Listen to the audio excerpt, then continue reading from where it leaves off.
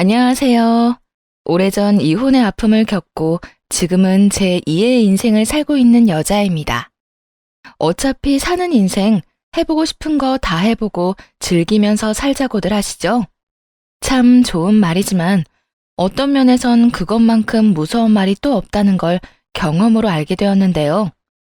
자신의 처지는 생각지도 않고 해보고 싶은 일은 뭐든 다 하고 살던 인간들을 가족이라는 테두리 안에 둔 적이 있었어요. 그땐 정말 눈앞에 펼쳐진 모든 일이 너무나도 현실 같지 않아 몇 번이고 확인하고 또 확인했던 기억이 아직도 생생하네요. 그 염치도 없고 생각도 없는 인간들 중 남편만큼은 그래도 처음부터 그런 한심한 인간이었던 건 아니었어요. 아니, 처음에는 본 모습을 꺼내 보이지 않았다는 것이 더 정확하겠네요. 남편은 형편이 넉넉하지 않은 집안의 장남이었는데 그래서 그런지 검소함이 몸에 배인 사람이었어요. 남편과는 달리 남동생과 여동생은 사치가 심한 편이었죠. 서방님은 결혼을 할 때 모은 돈이 별로 없어 그렇지 않아도 없는 시댁살림에 기둥뿐 아니라 뿌리까지 뽑아 장가를 갔고 하나 남은 시누이는 번 돈은 모조리 사치하는 데 써버려 적금이란 먼 나라 이야기였고요. 아가씨, 이 가방 진짜 비싼 가방 아니에요? 이건 또 언제 산 거예요? 이번에 미용실 그만두면서 퇴직금 조금 받았죠.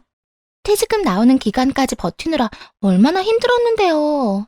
마지막 월급이랑 퇴직금 모자라는 건 카드 긁었어요. 진짜 예쁘죠? 정말이지 빚내서 살만하다니까.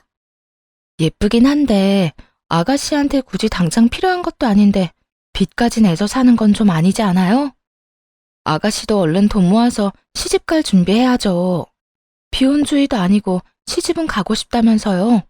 아니, 시집 가기 전에 미용실 열고 싶다고 했던 건요? 이렇게 써서는 절대 미용실 못 열어요, 아가씨. 언니, 또 시작이에요?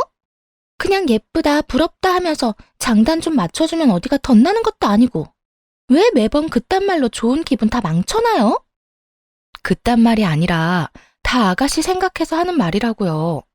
정말 돈 필요할 때 돈 없어서 후회하지 말고 지금부터라도 사치 좀 그만하라고요. 아, 싫어요. 그리고 전 사치라고 생각하지도 않거든요. 다 필요해서 사는 거고 사고 나면 스트레스도 풀린다고요. 그러니까 언니도 더는 나한테 잔소리 좀 하지 마세요. 기껏 걱정돼야 하는 말에 시누이는 짜증만 내기 일쑤였고 어느 순간부턴 말도 꺼내지 않게 되더라고요.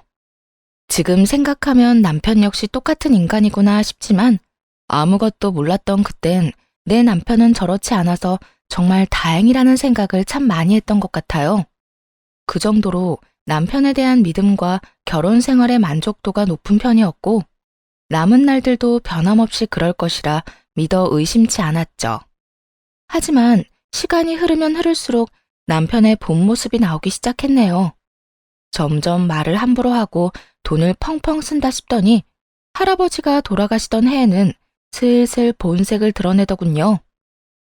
사건의 시작은 아들 부잣집의 막내딸인 저를 유난히도 예뻐해 주시던 할아버지가 돌아가실 때 남긴 유산을 받으면서였어요.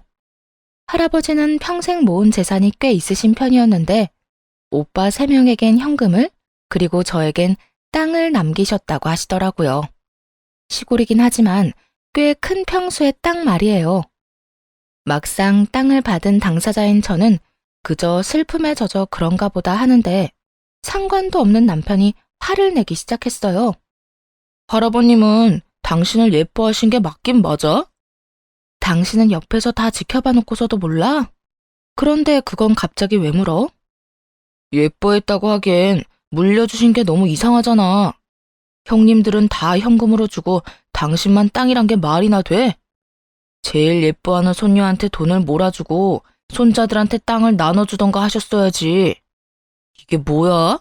돈도 안 되는 구석진 시골 땅, 값어치도 없고 가지고 있으면 돈만 잡아먹는 골칫덩이 땅이잖아. 돌아가시는 그 순간까지 저를 생각하며 남긴 땅을 저딴 식으로 말하니 화가 나더라고요. 이 사건이 있기 전까진 점점 변해가는 남편의 모습을 보며 그럴 수도 있다. 사는 게 팍팍해서 그런 것이라고 이해하려 애썼는데 더는 이해하고 싶지도 않은 심정이었죠. 골칫덩이든 금싸라기든 당신하고는 아무 상관없는 내 땅이니까 당신은 더 이상 말도 하지 말고 상관하지도 마. 무슨 말을 그렇게 해? 부부는 일심동체. 몰라?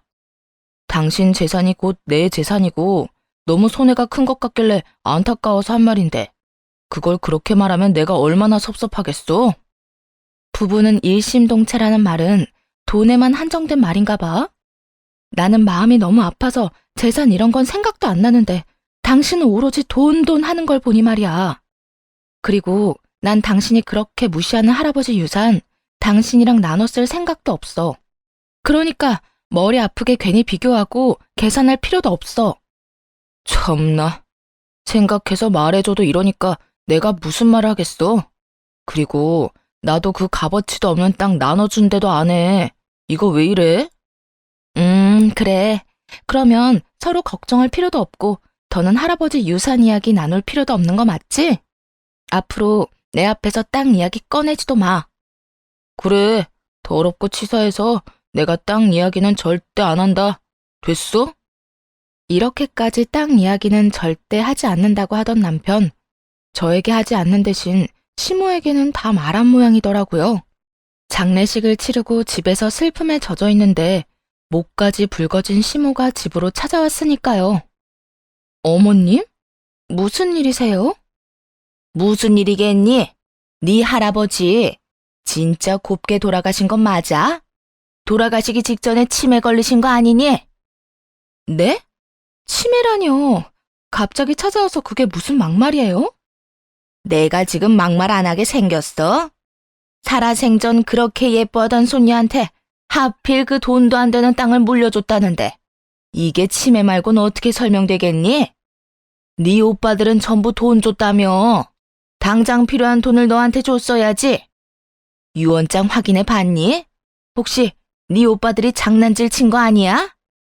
들으면 들을수록 시모의 밑바닥이 보이는 것이 저것밖에 안 되는 인간을 시어머니라고 생각하고 살았나 싶더라고요. 이 상황을 만든 남편에 대한 실망감은 덤이었고요.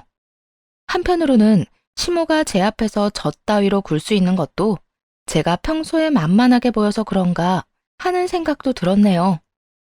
더는 할아버지에 대해 저딴 식으로 말하지 못하게 매운맛을 확실하게 보여주기로 마음먹었죠. 남편이나 어머님이나 계속 값어치 없는 땅이다, 골칫덩이 땅이다 하는데 시댁엔 남편한테 이런 땅이라도 물려줄 재산이나 있나요? 아니, 굳이 땅이 아니라도 뭐 득될 만한 뭐라도 물려줄 게 있어요? 물려줄 거라고는 아무것도 없으면서 왜 제가 받은 유산을 두고 이렇게 큰 소리 치는지 전 이해가 안 되네요. 그리고 저희 오빠들 그런 사람들 아니에요.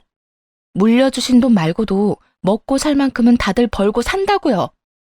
너 지금 우리 집 무시하는 거니?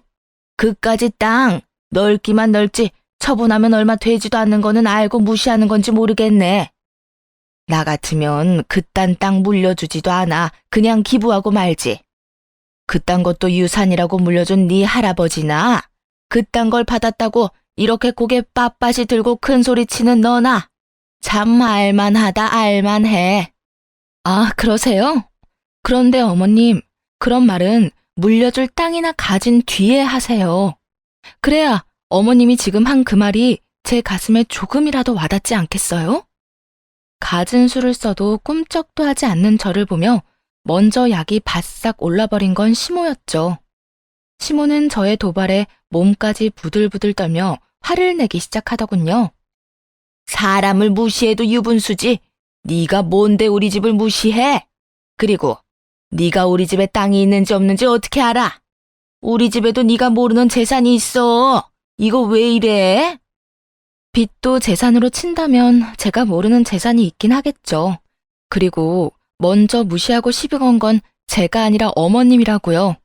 그렇지 않아도 슬픈 사람 붙잡고 재산 이야기나 하질 않나. 돌아가신 분 욕 보이질 않나.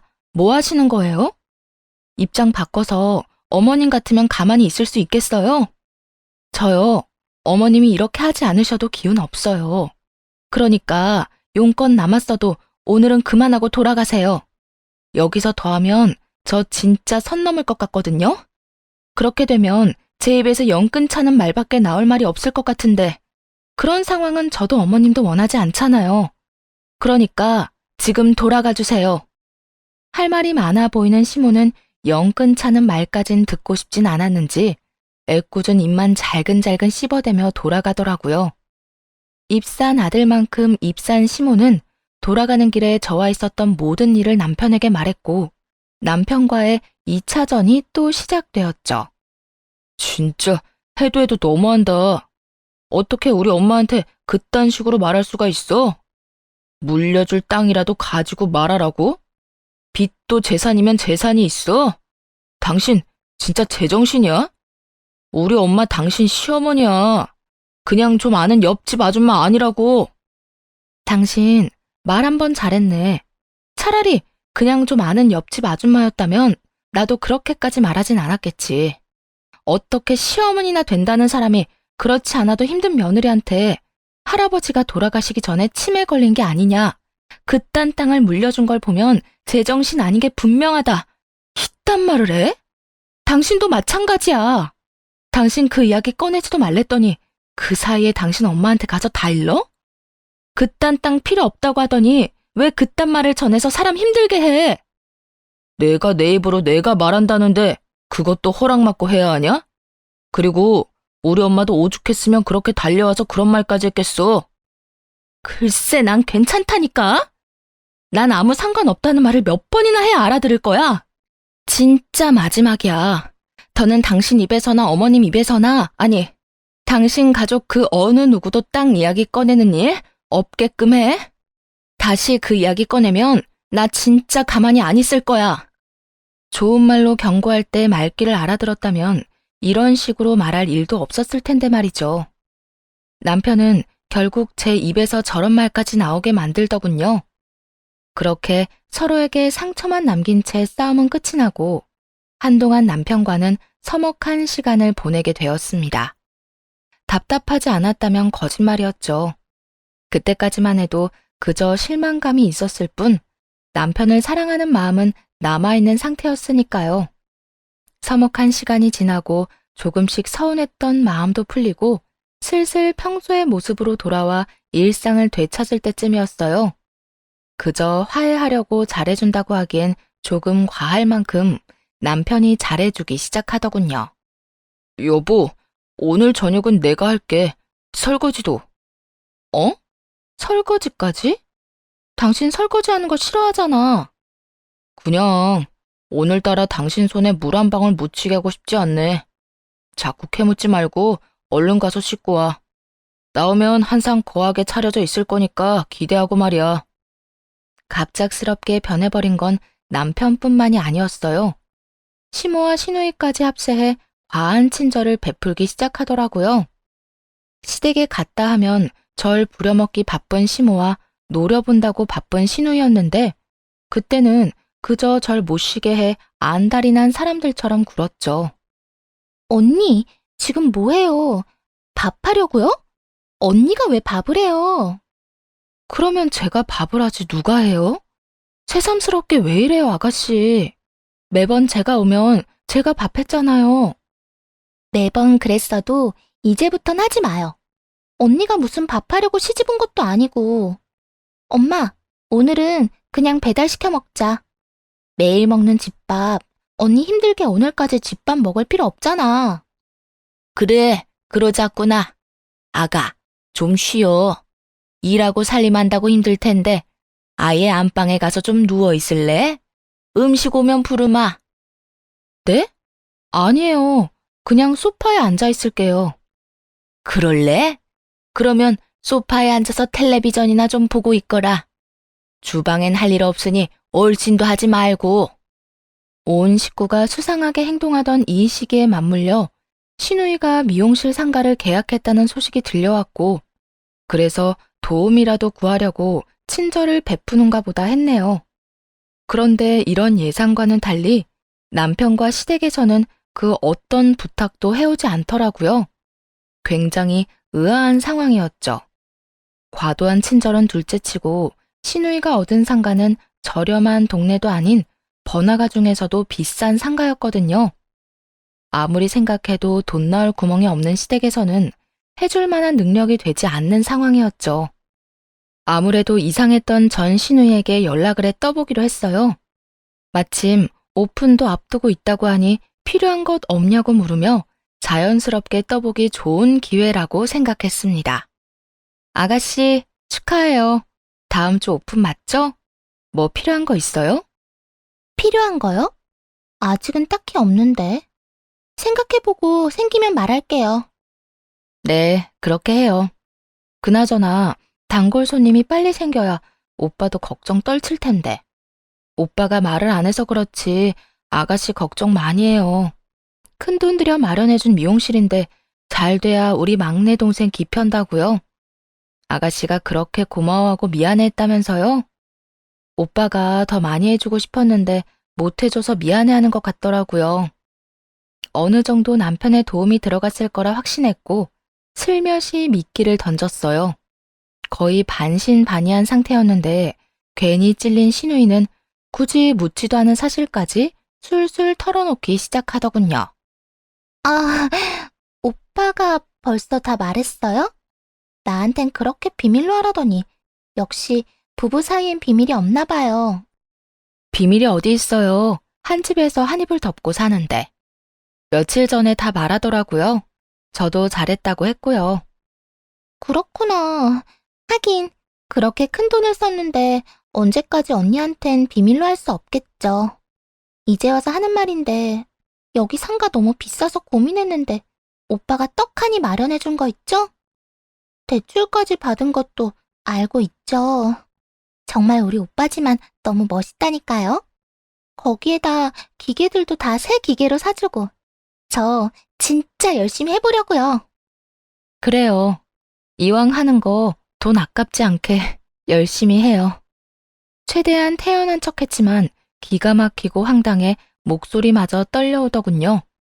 상가 보증금과 기계값이 한두 푼이 아닐 텐데 그 큰 돈을 저와 상의 한마디도 없이 심지어 대출까지 받아서 해줬다는 것이 정말 사실인가 싶기도 했어요. 혼자 속을 썩여봤자 해결될 일이 아니었기에 그날 저녁 곧장 남편에게 어떻게 된 일인지 캐물었죠. 여보, 아가씨 미용실 당신이 해준 거라며? 안에 들어가는 기계도 다 해준 것까지 다 알고 있으니까 거짓말할 생각하지 마. 그걸 어떻게 알았어? 지금 그게 중요해? 도대체 무슨 생각으로 그런 짓을 한 거냐고. 대충 계산해도 한두 푼이 아닌데 그것도 대출까지 받아서. 그 이자를 어떻게 감당하려고 그런 거야? 정말 화가 난 상태였고 남편도 큰일이 났다 싶었는지 무릎을 꿇고 눈물까지 흘리며 상황을 설명하기 시작했어요. 우선 당신한테 아무 말도 안 하고 혜수한테 그렇게 큰 돈 쓴 거 정말 미안하게 생각해. 그런데 당신도 잘 알잖아. 혜수, 자기 밥벌이도 못하고 정신 못 차리고 살았던 거. 그런 애가 유일하게 잘하는 게 미용인데 그걸로 자기 살 길 정도는 열어주고 싶었어. 그래서 나한테 말도 안 하고 그딴 짓을 했단 말이야? 미안해. 그런데 당신이 생각하는 것만큼 큰 돈 쓰지 않았어. 보증금이 적은 대신 월세가 비싸서 목돈 들어간 것도 아니고 기계도 생각보다 많이 사지도 않았어. 대출 받은 것도 내가 3개월만 갚으면 나머지는 혜수가 책임지고 갚는다고 각서도 썼고 말이야. 각서 보여줄게. 남편은 신우이와 쓴 각서까지 보이며 용서를 구해왔고 각서를 살펴보니 남편의 말이 거짓말 같진 않더라고요. 금액과 함께 3개월 이후엔 신우이가 대출금 변제를 책임지겠다는 내용이 있기도 했고요. 일단 알겠고 앞으로 어떻게 될지 지켜볼 거야. 그리고 당신도 이 자리에서 나한테 약속해줘. 무슨 일이 있어도 나한테 손 벌리거나 피해주지 않겠다고 말이야. 물론이지. 이 문제는 내가 다 알아서 해결할 테니까 당신은 신경 쓸 필요도 없어. 맹세할 수 있어. 여보, 고마워. 진짜 고마워. 화는 났지만 남편의 행동이 이해되지 않는 건 아니었어요. 저였더라도 동생을 도와주고 싶었을 테니까요.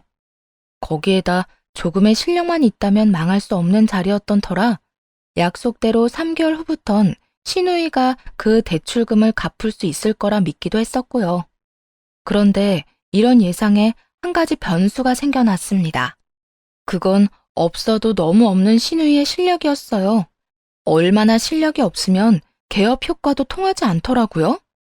처음 다녀간 손님이 엄청난 악플을 달았고 뒤이어 온 손님들의 반응도 별반 다르지 않았죠.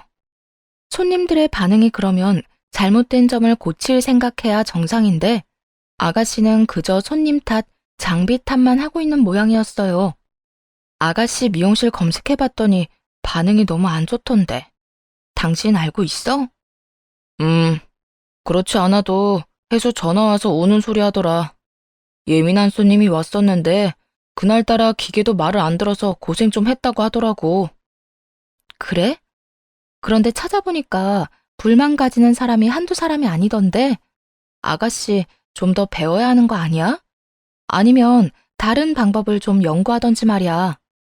해수 말로는 손님들이 유난히 예민하다고 하니까 좀 더 기다려보자. 언젠가는 정상적인 손님이 오겠지. 제가 보기엔 상황이 꽤 심각해 보였는데 남편과 신우이는 대수롭지 않게 생각하는 듯 하더라고요. 그 안일한 생각 덕에 미용실엔 노랫소리만 가득했고 대박 날 거란 기대로 가득했던 미용실은 어느새 월세만 잡아먹는 상가가 되어버리고 있었습니다. 돈을 잡아먹는 건 월세뿐만이 아니었어요. 어쩌다 온 손님의 머리카락을 다 태워먹어 합의금까지 물려주게 생겼다고 하더라고요. 남편의 말을 들어보면 그나마 실력은 있다고 들었는데 도대체 그 실력으로 어떻게 미용실 열 생각을 다 했나 싶을 정도로 최악인 실력이었죠. 월세 낼 돈도 없는 신우이인데 합의금을 어떻게 마련하려나 했더니 역시나 남편이 해줬더라고요. 어려운 동생을 도울 수는 있다고 생각해요. 하지만 제가 화가 난 포인트는 선 도움, 후 통보로 일관하는 남편의 행동이었죠. 정확히는 통보도 아니었어요. 생활비 통장에서 갑자기 큰돈이 빠졌길래 닥달하니 그제야 말을 하더라고요. 여보, 이 돈 어디에 썼어? 현금으로 빼갔는데 뭘 산 거야? 아니, 그게 해수 합의금 해줬어. 당신 얼마 전에 나한테 무릎까지 꿇고 빈 거 기억 안 나? 그때 나한테 뭐라고 그랬어? 다신 이런 일 없을 거라며. 그렇게 큰 금액도 아니고 워낙 급한 상황이라 나도 어쩔 수가 없었어. 아무리 급해도 말을 했어야지, 말을. 당신이 계속 이런 식이면 내가 당신을 어떻게 믿어? 이제 시댁에 무슨 일 생길 때마다 당신이 다 해결해줬다고 생각하고 내가 당신 추궁하고 그렇게 피곤하게 굴어도 당신은 상관없는 거야? 그건 아닌데 나도 정말 급했다고. 당신 말대로 불과 얼마 전에 그런 일이 있었는데 내가 오죽 급했으면 당신한테 말도 못하고 돈부터 해줬겠어. 언제 들켜도 이상하지 않은 생활비 통장에서 돈 빼내면서? 그냥 좀 이해해주면 안 돼? 혜수도 나도 당신한테 말을 제대로 못해서 그렇지 요즘 힘들어. 장사는 마음처럼 잘 되지도 않지. 그런 와중에 손님한테 합의금도 해줘야 하지. 월세는 달마다 나가지 미칠 지경이라고. 남편은 도리어 큰 소리를 치며 하소연하기 시작했어요. 눈물까지 흘리며 용서를 구할 땐 불쌍하기라도 했지. 그땐 정말 한 대 올려붙이고 싶더라고요. 이런 심정을 대변하듯 제 목소리 역시 남편 못지않게 높아지고 있었죠. 그게 내 탓이야? 그게 내가 잘못한 일이냐고. 왜 내가 버리지도 않은 일 때문에 매번 이렇게 스트레스를 받아야 하냐고. 그리고 당신은 도대체 뭘 믿고 돈을 그렇게 쓰는 거야? 돈이 막 흘러 넘쳐? 아무리 아가씨 일 때문이라도 이건 해도 해도 너무하잖아. 그만 좀 해라, 그만 좀. 입장 바꿔서 당신 동생이 해수 입장이면 당신은 가만히 있을 수 있어? 아니잖아. 당신도 도와줬을 거잖아. 나도 그런 생각이 들어서 아가씨 미용실 해줬다고 했을 때 그냥 넘어간 거였어. 그런데 지금은 상황이 다르잖아. 그땐 희망이라도 있었지. 지금 아가씨 미용실에 무슨 희망이 있어? 하루라도 빨리 문 닫고 정리하는 게 득인 상황에 머리 감기는 알바까지 쓰고 그게 뭐 하는 짓이냐고. 그래, 당신 잘났다 잘났어. 셈이 빨라서 참 좋겠다. 그렇게 잘난 당신은 그냥 신경 쓰지 마. 앞으로 나도 생활비에는 손도 안 대고 내가 알아서 다 해결할 테니까. 저는 하고 싶은 말도 없었어요. 아니, 아예 말 자체를 섞고 싶지 않은 심정이었죠. 싸움만 시작했다 하면 저딴 식으로 상관 말라 하니 하고 싶은 말도 쏙 들어가지 않겠어요? 그저 남편을 노려보았고 남편은 방으로 들어가 버리더군요. 그리고 이틀 뒤 남편 놈이 갑자기 무릎을 꿇고 빌기 시작하더라고요. 여보, 그땐 내가 너무 미안했어. 나도 여러 가지 일로 스트레스 쌓인 상황에서 당신이 그렇게 몰아세우니까 순간적으로 이성을 잃었었나 봐. 내 속마음은 그게 아닌데 자꾸만 마음과는 전혀 다른 말이 나와서 나도 그만해야지 했는데 멈춰지지 않았어. 내가 진짜 미쳤었나 봐. 다신 그러지 않을게. 이틀이 지난 뒤라 흥분도 많이 가라앉은 뒤였고 바로 자존심도 다 버리고 숙이고 들어오는 남편을 보니 이번엔 정말 반성했겠지 싶기도 했어요. 정말 반성한 거 맞긴 해? 또 말로만 미안하다, 다신 그러지 않겠다 해놓고 나 몰래 또 사고 치는 건 아니냐고. 아니야, 절대 안 그래. 이제 혜수도 절대 사고 안 친다고 나한테 약속도 했고 손님 머리하면서 딴 생각 절대 안 한다고 했어. 거기에다 손님 없을 때 영상 찾아보면서 공부도 하더라니까. 이제 정말 그런 일 없어. 만약 그런 일 생겨도 스스로 해결하라고 딱 못 박았어. 내가 정말 미안해. 다른 건 몰라도 저지른 잘못에 대한 인정은 빠르다고 생각하며 마지막이란 마음으로 남편을 용서하고 넘어갔습니다. 그런데 이러한 남편의 모든 행동엔 다른 의도가 있었더라고요. 추악한 진실에 한 발짝 가까이 다가가게 된 건 우연히 보게 된 남편의 카톡에서부터였어요. 잠금 화면 위로 뜬 카톡은 신우이가 보낸 것이었는데 내용이 좀 이상하더라고요. 오빠, 땅값 또 올랐던데 봤어? 시댁에 가진 땅이 없는데 땅이라고 하니 자연스럽게 할아버지가 물려주신 그 땅이 떠오르더라고요. 여러모로 이상했기에 남편이 자는 사이 남편의 휴대전화를 보았고 신우이와 나눈 카톡엔 정말 상상치도 못한 내용들이 줄지어 나오더군요. 골칫거리라고 무시했는데 거기에 골프장이 들어올 거라 누가 상상이나 했겠어? 진짜 대박이야, 대박.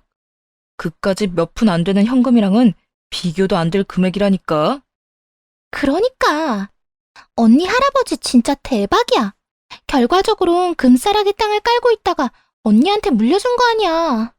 앞으로 오빠 언니한테 잘해. 며칠 전에 싸운 건 잘 풀었지? 그럼. 야, 이 오빠 또 무릎 꿇고 빌었다.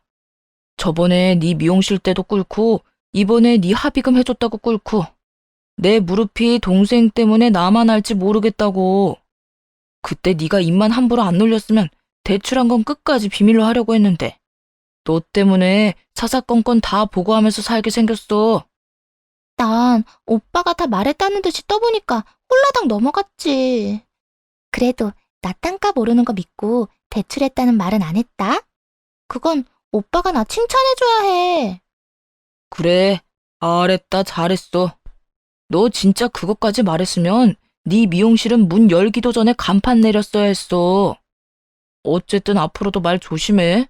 네 언니는 땅에 신경도 안 쓰는지 땅값 오르는지도 모르는 것 같은데 지금 살살 잘 꼬셔서 땅 팔 때 한몫 크게 떼오려면. 알겠어. 조심할게. 이렇게 속이고 있다는 사실만으로도 이혼 사유는 차고 넘치는데 더 큰 이혼 사유가 신우이의 카톡 바로 아래에 자리하고 있더라고요. 그건 바로 신우이의 가게에서 일하는 알바생과의 대화 내용이었죠. 오빠, 오늘도 나 보러 올 거지? 당연하지. 이제 혜수도 다 알아서 눈치 볼 필요도 없으니까 시간 될 때마다 갈게. 아니, 시간 없어도 우리 은미 보러 갈 거야. 너무 좋다. 원장님이 혹시라도 반대하면서 나 내쫓으면 어쩌나 했는데 생각보다 환영하는 분위기더라. 회수 집사람 별로 안 좋아해. 지금은 그냥 뜯어먹을 게 있으니까 살살 기는 척 하는 것뿐이지. 나보다 집사람 더 싫어하는 게 해수일걸? 정말? 어쩐지 오빠 와이프 이야기만 나오면 원장님 표정이 안 좋더라. 어쨌든 오늘 저녁에도 와서 마감 도와줘. 오빠 안 오면 나 혼자 너무 힘들단 말이야. 당연하지. 이 오빠 가기 전까진 손가락 하나 까딱하지 말고 기다려. 알겠지? 응, 알겠어. 남편 놈은 하다하다 외도까지 저지르고 있었고, 전 빠르게 그 증거들을 제 휴대전화로 옮겼어요. 그리고 다음날 미용실이 잘 보이는 곳에 자리 잡아 잠복을 했고, 저녁이 되자 남편이 자연스럽게 미용실로 들어가 마감을 돕고 셔터맨까지 하는 꼴을 보는데 억장이 무너졌죠. 마감을 끝낸 두 사람은 자연스럽게 상간녀의 집으로 향했고, 그곳에서 12시가 조금 되기 전 남편이 나오더라고요.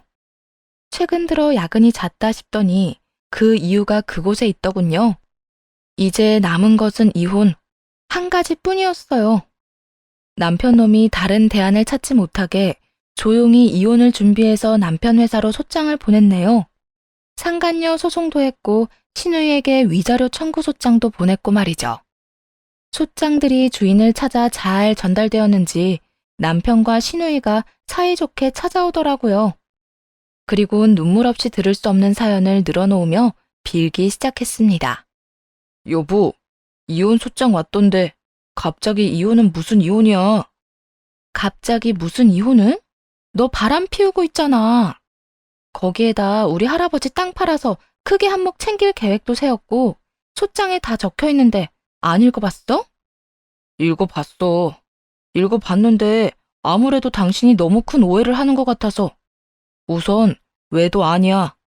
난 그냥 혜수가 열심히 하길래 좀 도와주려고 가게 마감 좀 도와준 것뿐이야. 그러면서 알바생이랑 또 친해졌고. 그리고 땅은 가격이 올랐다길래 좀 알아본 것뿐이야. 내가 먼저 알아보고 당신한테 제대로 알려주려고 그랬던 거라고. 당신은 내가 확실한 증거도 없이 이혼하자고 생각하나 본데 나 당신이 어떤 생각으로 어떤 짓을 하고 다녔는지 증거 다 가지고 있어. 그러니까 허튼 수작 그만 부리고 이혼할 준비나 해. 증거 이야기가 나오자 남편은 무조건 잡아떼기 작전에서 무조건 빌기 작전으로 바꾸기 시작했어요. 여보, 나 한 번만 살려줘. 나 지금 당신이랑 이혼하면 정말 큰일 나.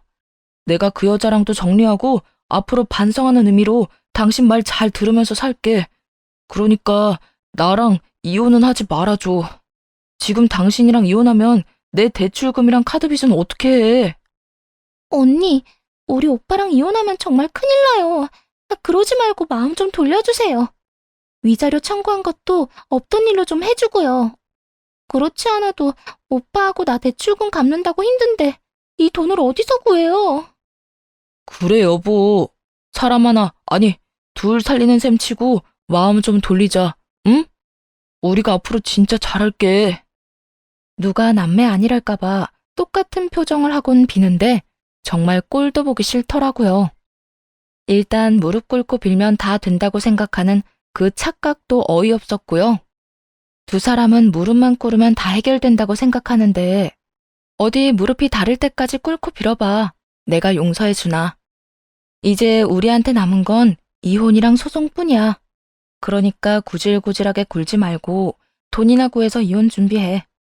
네 그 소중한 은미한테도 위자료 잘 준비하라고 전해주고. 두 사람은 절규까지 하며 마지막까지 제 바짓가랑이를 붙잡고 빌었지만 저는 들은 척도 하지 않았고 빌다 지친 두 사람은 돌아가더군요. 이제 그 추잡한 꼴은 보지 않아도 된다 싶었는데 이번엔 상간녀가 찾아왔어요. 용건은 별반 다르지 않더군요. 어디서 많이 본 모양새로 빌기 시작했으니까요. 언니, 아니, 사모님, 제가 잘못했어요. 유부남이랑 그런 짓을 하면 안 되는 거였는데 원장님 오빠이기도 하고 이것저것 도와주면서 다가오니까 저로서는 어쩔 도리가 없었어요. 그래서 뭐 어쩌라는 건데 앞으로 행복해라. 응원이라도 해주길 바래? 아니요, 절대 아니에요. 사모님 남편이랑은 헤어졌고, 다신 안 만날 거예요. 그러니까, 소송 좀 없던 일로 해주면 안 될까요?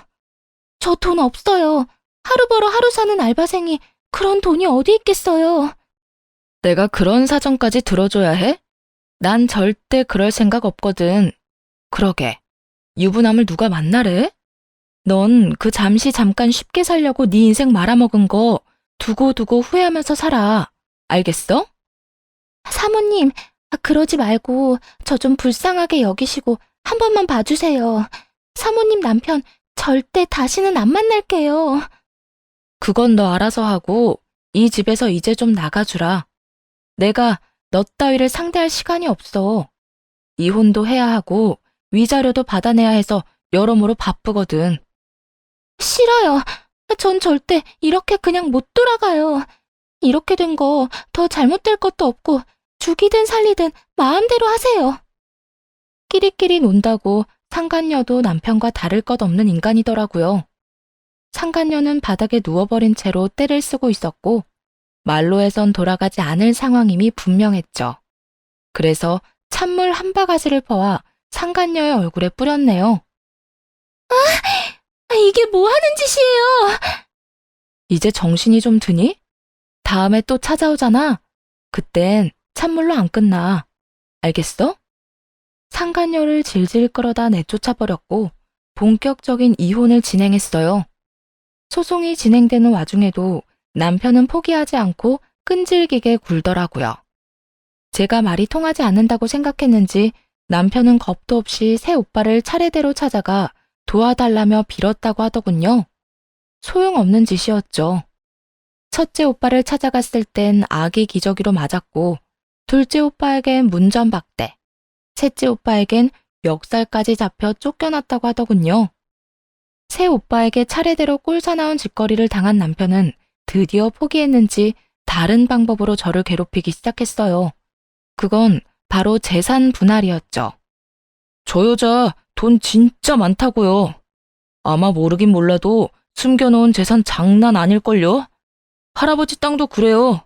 저하고 결혼 생활 중에 받은 유산인데 당연히 제 몫도 있는 거 아니에요? 그 돌아가신 할아버지가 제 이름만 언급 안 했을 뿐이지 나하고 잘 먹고 잘 살라고 물려주신 땅일 텐데 그러면 당연히 내 몫도 있는 거잖아요. 이처럼 남편은 말도 안 되는 논리를 펼치며 끈질기게 재산 분할을 요구했지만 택도 없는 일이었네요. 반성은 하지 않고 재산만 뜯어가려는 남편 놈을 괘씸하게 여겼는지 재판부는 큰 위자료를 내라고 선고했으니까요. 신우이는 남편보다 더 뻔뻔하게 짝이 없더군요. 전 진짜 아무것도 몰랐다고요. 두 사람이 눈 맞은 걸 제가 무슨 수로 알겠어요? 땅 이야기도 그래요. 제 땅도 아니고 제가 가격이 오르는지 내리는지 어떻게 알겠냐고요. 전 정말 억울하다고요. 증거가 떡하니 있는데도 불구하고 자신은 모든 것을 몰랐다고 일관하더군요. 그 바람에 더 많은 위자료를 토해내게 되었죠. 상간녀는 생각보다 순순히 잘못을 인정하고 위자료를 지급했고 그렇게 길고 길었던 소송을 끝내고 이혼을 하게 되었네요. 저와 이혼을 하고 난 후 전 남편은 혼자선 도저히 살기 싫었는지 상간녀를 붙들고 늘어졌다 하더군요. 하지만 상황 파악이 빠른 상간녀는 그런 전 남편을 매몰차게 뿌리치고 도망쳐버렸다고 전해 들었어요. 어찌나 통쾌했는지 배를 잡고 한참이나 웃었어요. 통쾌한 결말은 그것이 끝이 아니었죠. 전 신우이의 가게는 전 남편의 도움이 끊겨버리자 빠르게 망했고 월세가 밀린 탓에 보증금도 제대로 돌려받지 못하고 쫓겨났다고 하더군요. 그야말로 빚 잔치의 시작과도 같았어요. 하루가 무섭게 망해가는 두 사람과는 달리 저는 두 사람 덕에 좋은 타이밍에 땅을 처분할 수 있었고요. 땅을 팔고 얼마 지나지 않아 전 남편이 찾아오더라고요. 거지가 다 됐을 거라 생각했는데 생각보단 잘 차려입고 볼만한 모습으로 찾아왔더라고요. 빚쟁이한테 쫓겨다니는 줄 알았더니 생각보다 괜찮아 보이네. 그 빚 다 갚았어. 보시다시피 내가 요즘 좀 잘 나가. 이렇게 시작된 전 남편의 있는 척은 꽤 긴 시간 이어졌어요. 그래? 아쉽네. 그냥 쫄딱 망해서 두고두고 후회하길 바랬는데 말이야. 당신은 여전하네. 그 직설적인 말투. 내가 그런 당신을 참 많이 좋아했었지. 과거 회상이나 하자고 찾아왔어? 시간 없으니까 할 말이나 해. 소문 아직 못 들었나 본데 나 회사 그만두고 사업 시작했어. 운 좋게도 보다시피 꽤 잘 되고 있고 말이야. 돈도 생기고 마음의 여유도 생기니까 당신 생각 많이 나더라. 나랑 살면서 제대로 된 호강도 못 시켜줬단 생각에 후회도 많이 되고 말이야. 당신이랑 살 때 내가 지금처럼 여유가 있었더라면 내가 그렇게 못난 짓을 했을 리도 없었을 테고. 그랬다면 우리가 그렇게 이혼도 하지 않았겠지? 전 남편은 갑자기 어울리지도 않는 슬픈 눈을 하며 반성하는 척 말을 해왔고 그 모든 상황이 그저 짜증이 날 뿐이었어요. 당신도 여전하네. 같은 말 계속하게 만드는 거. 내가 몇 번을 말해야 대답할 건데? 왜 찾아왔는지나 빨리 말하라고. 시답지 않은 말이나 해대던 전 남편은 제 닭달에 그제서야 준비한 말을 꺼내놓기 시작하더군요. 알겠어. 성질 급하기는. 내가 오늘 이렇게 찾아온 이유는 우리 다시 잘해보자는 말 하려고 왔어. 뭐? 잘해보자는 건 다시 결혼이라도 하잔 이 말이야? 결혼식까지 하고 싶다면 해도 되고 당신 하고 싶은 대로 다 해도 되니까 우리 다시 같이 살자. 내가 이번엔 당신 호강시켜줄게. 호강? 네가 나를 어떻게 호강시켜줄 건데? 넌 여전히 내가 우습구나. 내가 모를 줄 알아? 너 사업한다고 회사 그만둔 게 아니라 빚쟁이들 때문에 회사 그만둔 거. 그리고 빚 다 갚기는 무슨? 너 빚 아직도 다 못 갚아서 빚쟁이들한테 쫓기고 있는 거 다 알고 있거든? 아니야. 나 진짜 성공했거든. 내가 한 달에 버는 돈 알면 당신 깜짝 놀랄 텐데. 한 달에 버는 돈이 있긴 해? 내가 듣기론 땡전 한 푼 못 벌고 도망만 다니고 있다던데. 그래요. 전 남편의 실상은 제대로 빚 한 푼 갚지 못하고 있는 빚쟁이 신세였어요. 그런 주제에 꼴에 머리를 써 갖은 있는 척을 하며 저를 어떻게 해서든 꼬셔보려 했던 것이었죠. 그런 얄팍한 수에 넘어갈 거라 생각한 전 남편이 참 한심하기 짝이 없더라고요. 전 남편은 모든 것을 들통났다 싶어지자 여전히 빠르게 태세를 바꿔 빌기 시작하더군요. 나 돈 좀 빌려주라. 당신 말대로 나 빚쟁이한테 쫓기느라 제대로 된 일도 못하고 그러다 보니까 빚만 늘고 이러다 진짜 죽을 것만 같아. 다 바라는 것도 아니고 진짜 급한 거 그것만 좀 해결해줘. 그것만 해결해주면 내가 무슨 수를 써서라도 갚아줄게. 당신 진짜 뻔뻔하다. 방금까진 그렇게 성공한 사업가인 척 하더니 뭐? 돈을 빌려줘? 내가 빌려줄 거라 생각해? 물론 내가 한 짓 생각하면 당신이 절대 안 빌려줄 거란 건 알고 있지만 그동안 우리가 함께했던 세월을 생각해봐. 우리 행복했잖아. 우리 마음만큼은 진심이었잖아. 그 좋았던 시간들 생각해서도 급한 불만 좀 꺼주면 안 될까? 안 돼. 싫어. 절대로 안 해줄 거야. 그러니까 이딴 말도 안 되는 짓거리까지 하면서 나 찾아오는 짓 좀 하지도 마. 얼굴 보는 것만 해도 곤욕인 사람인데 왜 찾아와서 시간 낭비까지 하게 만드는 거야? 나 당신하고 이러고 있을 시간이 너무 아까워. 그러니까 돈 좀 해주면 되잖아. 들어보니까 땅도 좋은 가격에 팔았다고 하던데. 나한테 줄 돈 정도야 당신한텐 푼돈이잖아. 째째하게 굴지 말고 좀 도와주라. 어? 째째? 난 너한테 10원짜리 동전 하나도 아까운 사람이야. 또 똑같은 말 해야 해? 나 당신한테 줄 돈 없다니까. 제발 좀 가. 전 남편을 끌어내려 했지만 꿈쩍도 하지 않더라고요. 그러자 지겹지도 않은지 또 그 가벼운 무릎을 꿇고 빌기 시작했고 똑같이 흘러가는 상황에 하품이 다 나올 지경이었죠.